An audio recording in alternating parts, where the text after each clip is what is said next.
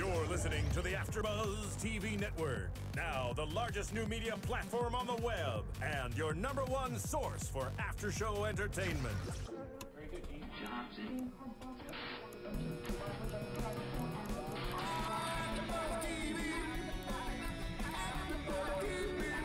From the Afterbuzz Studios in Los Angeles, California, presented by Maria Menounos and Bing.com, and streaming live thanks to Akamai Technologies. This is Afterbuzz TV's Masters of Sex After Show.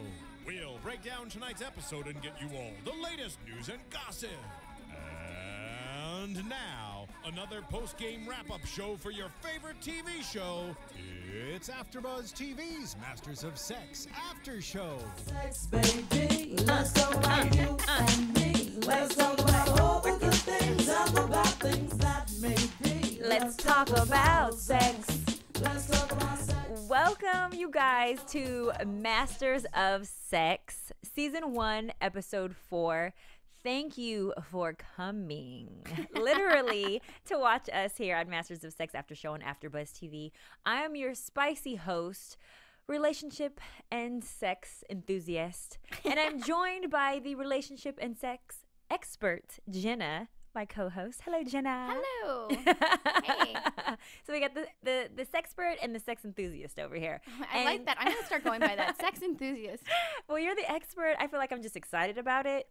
And so today's episode of Masters of Sex it's getting better. You know, we've been hearing a lot of feedback from people that it's kind of slow, but I think that we're starting to get some character connection and development going on, and starting to learn more, a little bit deeper about where these characters came from, who they are, what's affecting them, why they act the way that they act.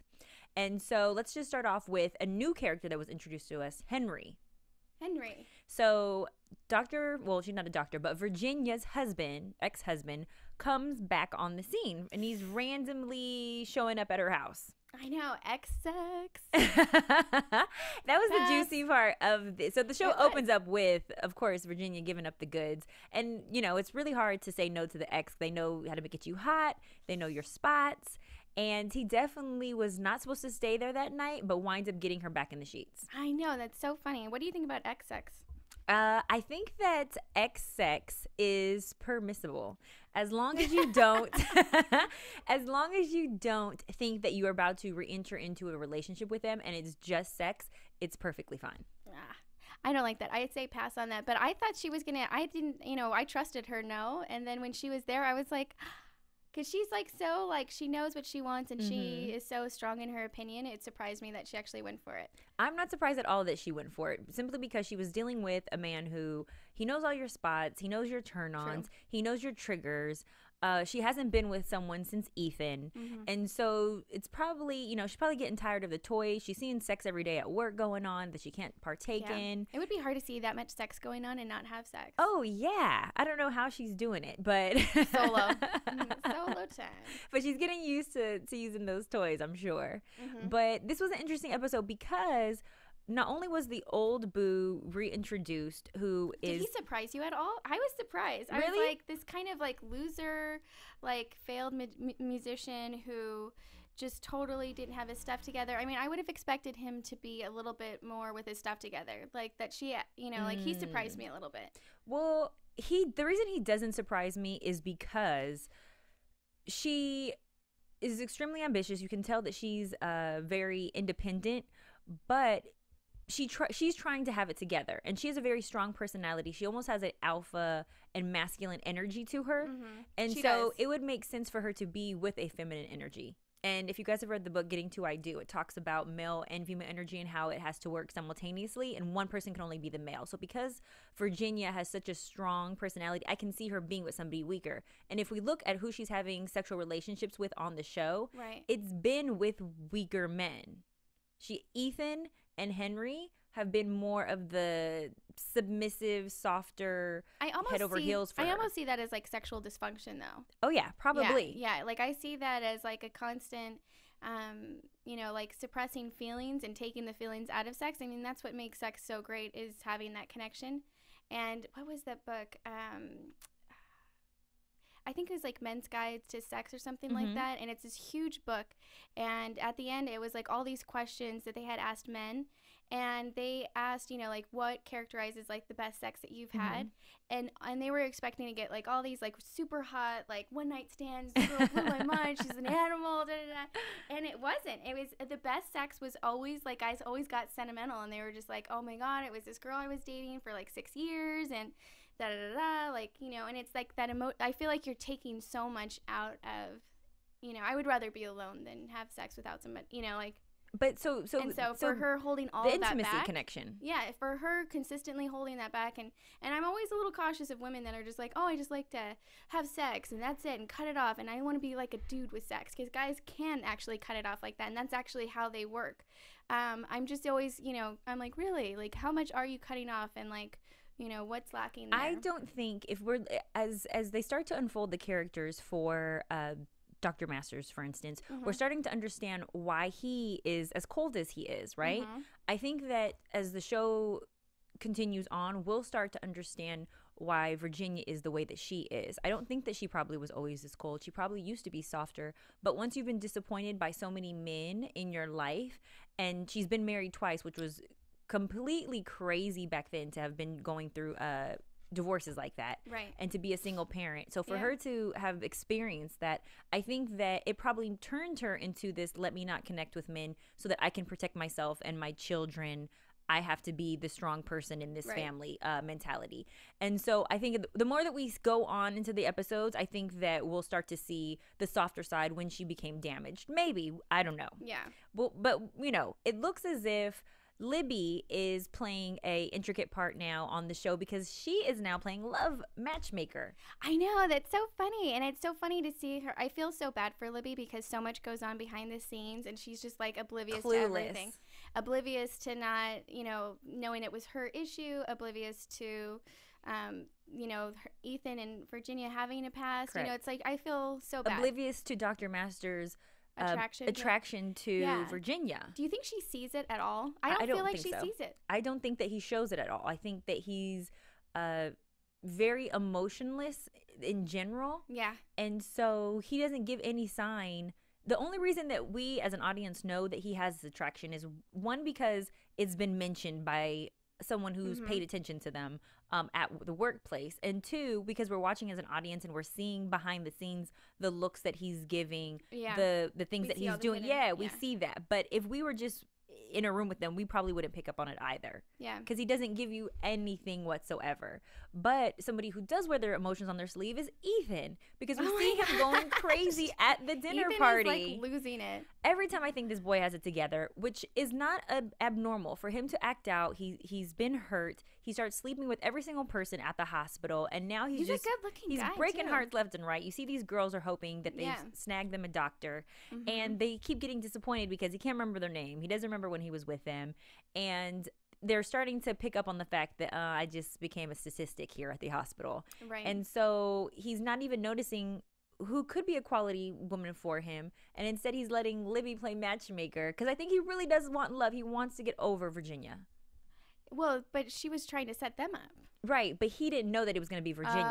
Oh, okay. I think that he was hoping, you know, that he would meet a nice girl to take Virginia off of his mind. And oftentimes when you get out of a bad relationship, you jump into other ones but to look for that connection or that transference of emotion to help you heal. And it's not working for him. They say that men will go, if guys are going to date after like a long-term relationship, they're going to do it within the first 2 weeks, as to where women will be like, I need to like reset and you know, get back on, you know, like I need to take a few months to process this and just be alone. Like I just want to go out and dance. You know, girls always say that. I just want to dance. I hate guys. I want to dance. Or they cut their hair or something crazy. I know. I was just reading in a, like, I don't know what stupid magazine like had posted this, but it was like, don't do anything to your hair after a breakup. Wait, sit on Well, that's true, because people want to transform. They want to not look at the person in the mirror who was with that person previously.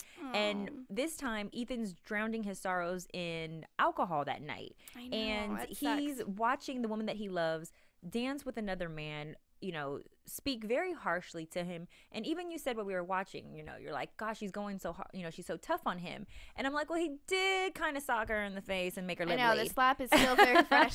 He did physically abuse her. He put hands on her, in addition to call her every name in the book. And he's so irrational emotionally because he really does have these deep emotions for her, but he doesn't know how to control them, or he can't get what he wants. So he softens up, but when he doesn't get it, he takes it back out on her. Such a cantankerous jerk. Yeah. Like, he goes crazy. He goes right that back into a scares me. Like, douchebag. tempers scare me. Like, that, when guys can get to like that, it's like he's so sweet and soft, but like when he gets that rejection, he just turns into like a total jerk. Well, and I'm just women are guilty of that too, though. That's just not being able to control your emotions. Yeah, it's You're definitely hot then cold. It definitely relates to emotional intelligence and the ability to control those impulses. Yeah, channel which when is you're hard. going through it. If you're going through it in that moment, just be cognizant of, in this moment I'm being mean and I'm acting out. That's the first step. Yeah, but I will give it to him. The next day he apologized to the young lady that was crushing on him. Vivian just happens to have a V name also, like Virginia. Yeah. And because this is the Candy Striper who's hot for him from his childhood. She looks like she's being introduced to us as a new character that's going to have a love affair. Yeah. She sees no fault with him whatsoever, although he's not over someone. It's very apparent he's being cold to her, and she still takes care of him. She makes sure that he gets to the hospital safely to perform a drunk operation. I can't believe that. Yeah, he's losing everything. it. He's spiraling out of control. Oh my goodness. He's definitely going through the heartbroken stage. How about when he was like putting that drink like on her breast? On her nipple? Yeah, and he was like, how does that feel? Cold? You can tell that But, she I was mean, good. uncomfortable. She was feeling awkward, but she's in the moment. She has the guy who she's, all hot and bothered for. She's like, I'm going to take this opportunity. Although he's not really into me, I don't want to lose the opportunity of being physically connected to him. And she just wants him to like her. And so she's doing what she thinks she needs to do and not necessarily what's best for herself. Because that's how you wind up cold like Virginia. Yeah, and Masters and Johnson is a huge advocate of doing what you want. Like, their research totally pulls to, focus on what you like doing, and you doing that and being comfortable usually feels really good to the other person. And if you both have that mindset to where you're like, hey, I'm doing what feels really good to me, I'm doing what feels good to me, and you're both at that comfort level, that makes for like wonderful sex. And then modifying it as you go on, and like, oh, I also like this, and this feels really nice too. Well, you know it feels good to me watching Adventures of Serial Buddies. That is a film, you guys, that you gotta download on iTunes or go to adventuresofserialbuddies.com and cop this film, okay? It's a great intro to maybe a first date. Maybe you guys have been dating for a long time. Maybe you're just with the friends. But you can definitely get it hot and heavy and become a master of sex after you download this movie. Where can they download it? At adventuresofserialbuddies.com or on iTunes. And it's a film that we created here with executive producers Phil Svitek and Kevin Undergaro. Phil is the and man. Maria Menounos. And it also keeps the lights on here for like under $5. You guys are contributing. We give you these shows for free. We would love if you just had our backs and downloaded and supported us back. Okay, so that's something that I love to do, is download movies all day long. You guys should do it too. I need to watch more movies. But back to what feels good. So one thing that I noticed what was going on was the communication factor that was addressed as far as sex is concerned on this episode. And I think that was a big deal, that communication came up when Henry was discussing his physical relationship with his ex-wife. Yeah. So he said that she knows what she wants. She was very vocal. She asks you what you want. And that in itself is very fantasy-like. And is it fantasy? Like, what do you mean it's fantasy? Like, you don't get that? I think that I'm like, do people just not want to have sex? And when people ask me to like look at their sex and like, give me I'm like, I don't need to watch your sex. People ask you to watch them have sex? Yes. And I'm like, well, I'll definitely take a peek if you record it. Like, I don't need to be there, but I am, I'll do. I'm going to say no, but it's like, I almost want to like take people up on this, and I want to see like what people are doing. Like Dr. Who Masters doesn't like say like faster, harder, slower? I mean, when you're like having sex with someone, you don't have to say, "Oh my God, that's hurting like a jackknife. Stop!" Like you don't have. You can just say slower. Like, Well, or you can just, like, people don't know how to effectively communicate in general, so it becomes even more harder in the bedroom, you know? Yeah, I guess so. But, you know, like, there's so many ways of, you know, or gently, like, moving people around in bed, you know, like, if you're ready to, like, switch, you know, like, you just move, you know, like, and you just, you know, pull up, come closer, like, you know, like, there's so many small kind of gestures that people could catch on, like, quickly, But you know? if you remember, when Henry was explaining to Dr. Masters, he was saying that this is not normal. The way that the way that Virginia communicates what she wants is not like how I normally have sex with my partners. She's different. She's just different because she knows herself and she learned her body first before she could express it to somebody else. And I think that's part of the problem too. Women and men don't take the time to find out what they like. And I'm wondering how prevalent that issue is today, because I'm pretty sure it's still prevalent. Oh, what? It's an epidemic. Oh, yeah. Because I feel like I've talked to so many women and they're just like, oh, I'm so nervous. I'm not doing what it takes to make him happy. And I'm like, him, you first. Like, what's going on with you? Like, you have to know what's going on with you. And there's a good book for that as well. If women or men are interested, She Comes First is a great book to teach you. Comes first or for yourself. And He Comes Second is the second book. Oh, I That's didn't for know men. that. He Comes Second, She Comes First is the first novel, and then He Comes Second is the second novel, which makes perfect sense. Yeah. But that also teaches you about like playing with yourself and how to learn your body. Yeah. And it also would help while you explore this TV show, learning the technique and what they're talking about, because they use a lot of medical terminology on this show as far as sex is concerned. And sometimes I'm looking at you like, what was he saying? Because we have our own nicknames that we come up for our body. But I think that that's a huge part, is exploring yourself so that you can communicate that to your partner. Yeah, no, and it's hard, you know, with all the slang out there, to really kind of say, like, actually, ladies, it's your vulva, like, as a whole, not just your vaginal canal, you know, like, you know, it's hard to, you know, just whip out those words. It's easier to, you know, call her the beast or whatever you call her. Well, I think that's why Virginia is such a different or rare species, is because she's assertive in the bedroom. And that's why I think that she was able to sleep with her ex and the next day go to work and not have a problem with it, and why she was able to carry on. I do feel bad that Libby and Dr. Master's wife busted her out as far as the ex-husband sleeping over was concerned. She was like on the couch. What do you think made Virginia say he was sleeping on the couch? Like, she immediately ran to that. Because she didn't want Dr. Masters to lose respect for her. Was it respect, or was it she thinks like she is finally coming to the terms with the fact that there is some tension between them and she didn't want him to get upset or angry, or B, because she cared about him? Ooh, that's a good little question. bit. Like, is she starting to care about him? Because I don't see that on her side. Well, I see her interested. Have people, you guys, you know, when you're downloading us on iTunes, rate us. Leave comments on the YouTube page, however you can. Tweet at us, let us know, because we're asking pertinent questions to understanding and digesting this show, and we want to get a better understanding of what you would like to hear us talk about as well, or topics that you want us to discuss. But I think that's a great one. Is Dr.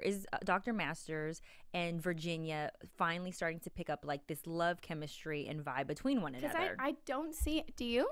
I don't think so. I think that she wants... You would know if you felt it. Well, I think that she wants to be respected, and I think that she didn't want him to think that she was late because she was twerking it at home with her ex. You know, I don't think that it was so much, ooh, I want you, Dr. Masters, and I don't want you to think that I'm sleeping with somebody else. I know, there was that kind of nervous energy there. Right. But what I do think is that Dr. Masters has his own ghosts in his closet, his own skeletons that we're starting to understand as the show, you know, progresses. One thing that we kept saying is, gosh, he's so cold, he's such a douche, why does he have to be such an asshole, angry and all the jerk time to everybody, to Libby, to Virginia, to his mom? And I appreciate that they finally, towards the end of the episode, expressed to us what this like coldness is and where it comes from, because ding ding ding, he was abused as a child by his father, and his mom sat there and just allowed it. You know, she's supposed to protect him. I can't even imagine. And like, she seems so nice, and no, she permitted this abuse to go on in the home. No. And that's so sad. I think that too, what we see is her now being assertive, and her now, you know, becoming this independent woman, kind of like, you know, how Virginia is, and knowing herself. And he has a problem with it because he's like, where were you during my childhood when I needed that? Yeah. And it took his father passing away for his mother to finally step up. Yeah. But it makes him very uncomfortable to have her around. You know what's so interesting to me, just from like a psychological standpoint, is you see so many people get abused, sexually abused, physically abused in their childhood. And you would think that they would rebel against that in their adulthood. And you can see that those people actually become the same people their parents did. And that's so scary because you would think, like for instance, when I was growing up, we totally got spanked. Like, so I was super well behaved because I was always scared of like getting spanked. Like I know that feeling. We got spanked. Mm-hmm. Like they were intense spanks. And so, but now as like a, future mother, I'm like, I just really feel like that kind of fear really pushed me to not, like, I barely had any spanks because I was so in fear of that I never, was out of that. Now, I don't want to go to the extremes that I was, but, that takes, that lives on. Mm-hmm. And it's sad to see, like, his impatience with her children. So, so you're saying that because he was abused, now he's intolerant of children and what they do, and he's starting to sound like his father. Yeah, and it will be interesting to see if he ever hits his children, or, like if that plays out in him, because sexual, perpetrators, they will end up, or people or victims of sexual abuse will end up becoming the one that abuses other, young, because they were. And it's like you hear all these criminals say, well, I hope that's not the case with him, but I hope not. I don't think that is a guaranteed what's going to happen outcome, but because I do think that there are a lot of people that were physically abused or, yelled at as a child, or just regardless. Yeah. And it's true. Not everybody, but there's a lot of people. They're able to change. But it just depends on whether you embrace it or not, or whether you're cognizant of it. Yeah. And I think that Libby is starting to notice this, this temperament of his that's not always revealed until provoked. And she's seeing that children are provoking it. I know. And interesting though, like, isn't it interesting? Guys had it made back in the day. Like, Libby just takes anything from him. Like, she never stands up to him. Like, she's just like, dinner's ready. Like, he can be the biggest jerk ever, and she was like, I love you. Dang, it's funny that you say that they had it back in the made back in the day. I think that part of the culture tradition from back in the day should be brought into present day time. Oh, for sure. I'm very traditional. I think a lot of it has been lost. Yeah. And so watching this show, we see it is like, it's like polar opposite now as far as that assertiveness is concerned.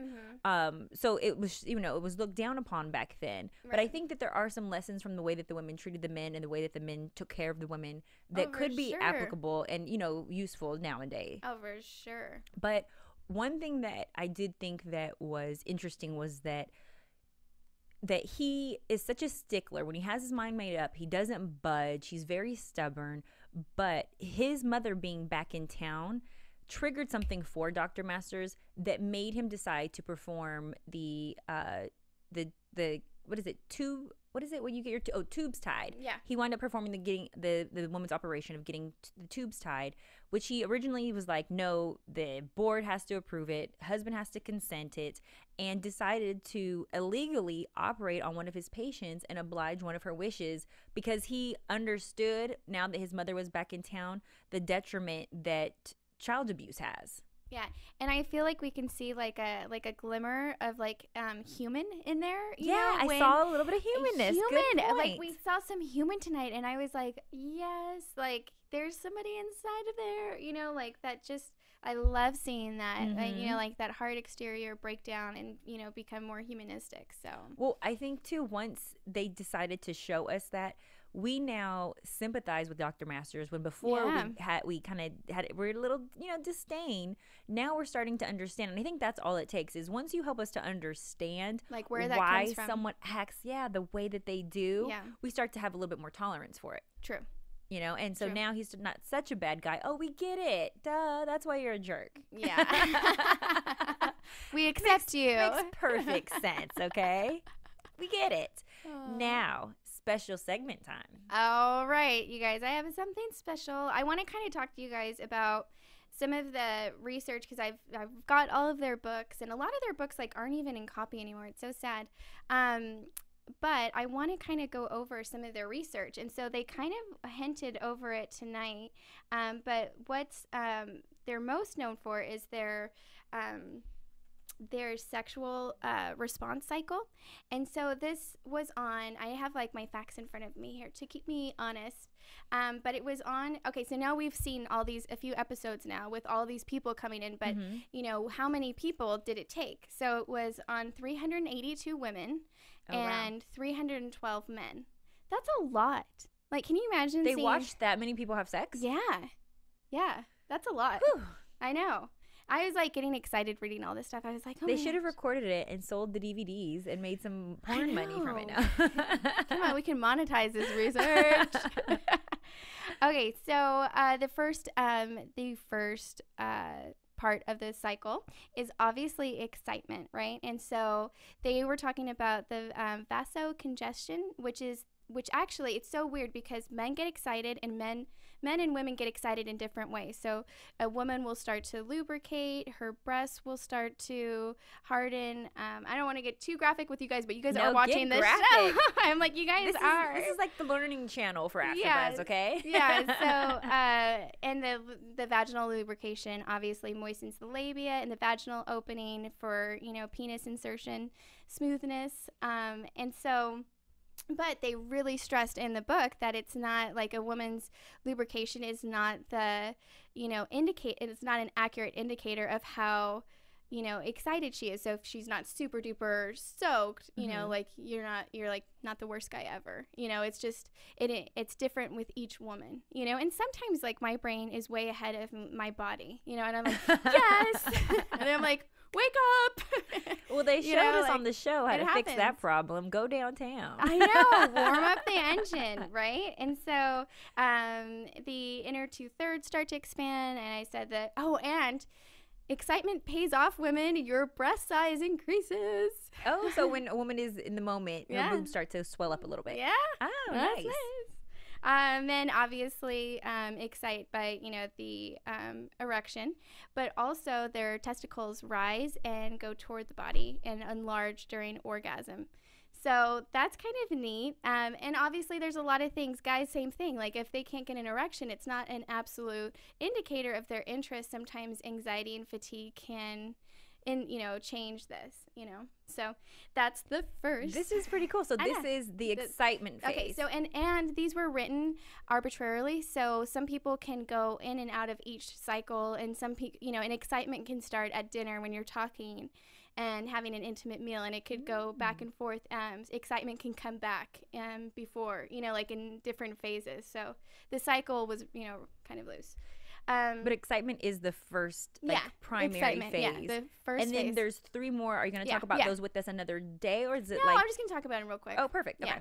And then plateau is the next one, right? So this is when you're... And I asked you this, I asked her even what plateau was. I was like, what is the plateau phase? Okay, and so this is when you've got high levels of sexual pleasure that are maintained and intensified in this phase, right? So this is when, you're actually having the penetration, you're excited, and everything's going good. Has the orgasm started yet? No, this is just during the sex. This is the orgasmic platform. Got it. So it's building, okay? It's building. We're excited. Now they're inside. Did you bring condoms? Oh. Now it's building. Okay, we're excited. Now it's building. Condoms are in the excitement phase. Okay, and so it's potentially setting the stage for orgasm. So, and this is where we get our sex flush. Okay, so the sex flush can happen. Ooh, I like that flush. It happens in. This is interesting. It only happened in 1/4 of men, but it happened to 50 to 75% of women. And this is, I can definitely relate. Like, I'm definitely a flusher. Like, it starts down with your your breastbone and can go over to the front of your chest, your arms, your legs, your butt. Your whole body gets like a sensation. And so what is this? This is still the plateau. This is when you're plateauing. Okay. You'll start to get that sex flush. Okay, so all this is still the plateau. So this is like the second phase, kind of. Okay. This is the second phase. Okay. And then obviously orgasm, and this favorite phase.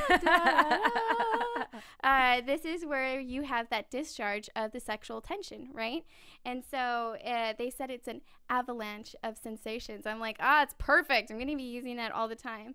And you get the, like I was saying, I think in the first episode, you get the muscular contractions at 0.8 second intervals. And so that's, why you can kind of almost feel that going back and forth. Oh, yeah. Yeah, so women do that. But also, men do this too. Their prostate gland goes back in the same amount of intervals. Oh, wow. Yeah. So that's pretty sensitive for them, too, then. Yeah, so if you think your guy's faking his orgasm, go ahead and slide your finger in there. You're like, oh, yeah, that's real. Go ahead. Keep going. Just fact checking. And so, but it's a total body response. And it's not just your genitals that are relieving the sexual tension. Your brain waves change. Women are releasing hormones that bond you to your guy, and it's just awesome. And then the resolution phase is the last, which is this is the fourth phase. Yeah, and this is the unaroused state, which is where you both are eating a sandwich. Yeah, you guys are hello talk or cuddling, whichever you do after. There's only Yeah. cuddling, sleeping, or sex, or so this is cuddling, sleeping, or eating. and they can slide into the refractionary period where they have to wait to go again, and so women can obviously slip right back in the saddle, and guys, have to wait and Recharge. So they got to recharge those batteries. God bless guys with a quick refractionary. So the four phases. Okay. Excitement, plateau, orgasm, and recovery. Resolution. Okay. Yeah. So and that is Masters and Johnson. So it's so cool to kind of keep up with their research, and I'll be trying to give everybody, information about their research and sharing it with you guys. So let us know what you think. Yeah, and this helps everybody become a master of sex. I'm learning with you guys. We're learning as we watch the show different things every day. So don't be afraid to ask us any questions or questions that you want Jenna to look up or for me to look up. Jenna can give you the scientific way. I can put it in layman terms for you. Spicy's like, and he went down on me. And he put it down. Okay. I could probably teach you a few things. But so yes, funny. this is so interesting. I love it. And that's what, I think that's why a lot of people that get coined with, understanding research and things like that with sex get coined as perverts. But for me, I'm so curious, and I love learning about, how our body changes, and, and each person is so different. Each woman, each man is so different in the way, and so many funny things happen in the bedroom. And it's like, you just need to keep it safe in there and just allow, anything to happen. Well, one thing that I thought was interesting as well on the show, there's a lot of interesting things, but towards the end of the show, we see Dr. Masters listening, I feel like, to what Virginia likes in the bedroom. Oh, I know. Over and over and over. Over and over. And so let's do Afterbuzz predictions, because I have a prediction. Okay. What's your prediction? And now, your Afterbuzz TV predictions. So you can't, I know. It's like gypsy-ish. You can't help but hear someone describe sex and not imagine it. It's the same thing like watching porn. Yeah. You start imagining what it would feel like for you to be that person. And so I think that Dr. Masters is putting himself in the place of Virginia's ex-husband and kind of thinking, gosh, this is what she likes. Yeah, this could be me. This is what I need to do in order to please her. So I think that the more he listens to this over and over, he is going to be aroused, and it's going to almost be like he's getting excited going through the first phase. Right. And eventually he's going to want to experience the plateau orgasm and excitement, resolution phase. See, I think that they're going through this huge, long excitement phase. Because I feel like it's starting. This is the flirtatious point. Yeah, I feel like it's starting with him and her right now. But I'm still not seeing her pick it up. But curiosity, I think, is not going to be able to hold him much longer, and he is going to want to tap that ass. I'm just saying, okay? He's gonna want to get him some Virginia. I think he does want. I think it's safe to say he does want to tap that ass. But now he's gonna know exactly what to do, and he's gonna have all the tools in order to put it down on her, because he's heard it all. He already knows what she likes, which is giving him the upper hand and the advantage so that he can grab her and ravish her or throw her in the air. I can't even imagine him operating like that as a human, like a sexually, charged person with normal tendencies. But he's gonna like, have to do that though in order probably to get her in the sack. I think their first time is gonna be so awkward, and I cannot wait to see it. I know. I'm super excited about it. I know you guys are at home as well. Do you have any predictions? You know, this show is hard to predict. I don't have any. Like, I have no idea. I kind of thought that Ethan was gonna end up sleeping with Libby because I think he should. Oh, totally would love to see that. Yeah. I would just love Libby to like get some sexual healing and be loved and like someone treat her kind. And it's so hard. I'm not even rooting for Virginia and Dr. Masters because I'm just like, ugh, I can't even imagine the sex. It's like, you know, but I think I'm not rooting for that. you. And I'm not rooting for a married man to, you know, To cheat. I don't like that. I'm hoping that Libby cheats first. I think just to add some juice and spice to the show. I say just get out of the relationship. I want her to hook up with Ethan, even though I think that Ethan's going to hook up with the Candy Striper. We see a little bit in the previews. I want to know what Dr. Masters did in order to make Ethan say, "Don't try to pin this on me for your own guilt." Right. Well, I got to know what happens. Me too. Well, and I want to leave you guys with one of my favorite quotes of the night, which I think you really like too, was once, and this is so good for, you know, really amazing sexual relationships. Once you see Oz, who wants to go back to Kansas? That was the best. That's a good way to kind of, I don't know, I felt like that was a really cool metaphor for love, you know, because once you do see in color, you know, like it's, if you think about it, during your lifetime on the planet Earth, like how many great loves will you have, you know? So you interpreted that as Ethan hitting the maximum like plateau of love and happiness and joy that he can experience with the woman, and he doesn't want to settle for anything less. He's seeing in color. I see in color too. It can also be interpreted that way for sex. Yeah. He had the most mind-blowing sex Well, yeah, he's I mean, ever I think had. that it was a basic thing for sex, but I feel like, you know, once you do experience that kind of love and you see in color, you know, I thought it was a really romantic quote. I loved it. Well, I always say I think that love is like a high. So Yeah. once you experience it, it's like crack. Thank you guys for tuning in to Masters of Sex. We will be back next Sunday. Your spicy host, Spicy Madi. You guys can play with my Twitter at spicy_Madi, or you can stroke my Instagram at spicy_Madi. And Jenna? I am at Jenna Time Tweets, and don't stroke and play with anything. Just talk to me like a human. We'll see you guys next Sunday. All right. From Bing.com, executive producers Maria Menounos, Kevin Undergaro, Phil Svitek, and the entire Afterbuzz TV staff, we would like to thank you for listening to the Afterbuzz TV network. To watch or listen to other after shows and post comments or questions, be sure to visit AfterBuzzTV.com. I'm Sir Richard Wentworth, and this has been a presentation of Afterbuzz TV. Buzz you later. The views expressed herein are those of the hosts only and do not necessarily reflect the views of AfterBuzz TV or its owners or principals.